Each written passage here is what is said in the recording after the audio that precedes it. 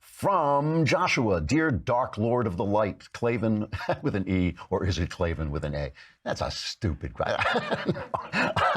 Are you not listening to me?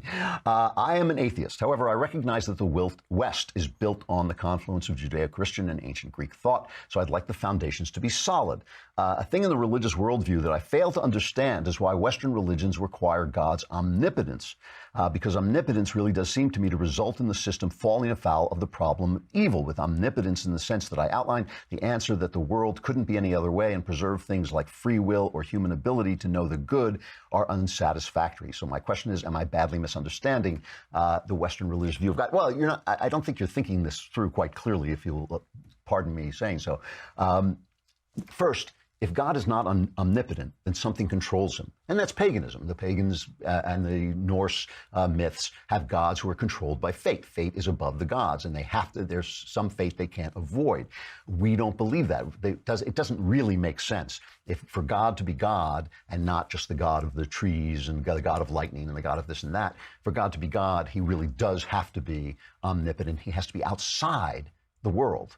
Outside everything that's cause and effect. Now, you go on to say then he falls afoul of the problem of evil. With omnipotence, he could do anything he wants. Now, C.S. Lewis points out that talking nonsense and then putting the word God in it doesn't stop it from being nonsense. So when people used to say things like, can God create a stone too heavy for himself to lift?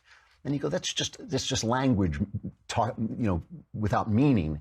And then you put God in it, and people say, "Wow, that's profound." It's not. God can in fact make a world of free will. But if he makes a world of free will, it has to be free. He can't make a world of free will that's not free. So it doesn't make sense for you to say that he can make a world of free will, but people can't do evil in it. That just simply does not make any sense. Once you create freedom, you create the possibility of evil. Once you create the possibility of evil, there are going to be people who choose that.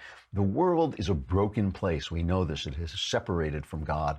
And so it is in and of itself, even nature is torn and broken, and not the world that God wanted us to have and wants us to have still. So because of our free will,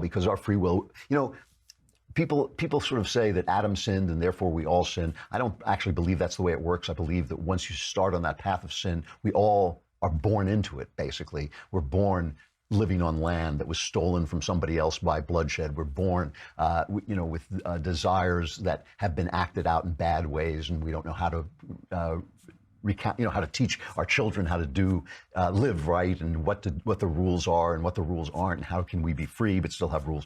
But God's omnipotence is hugely important for us to understand who he is.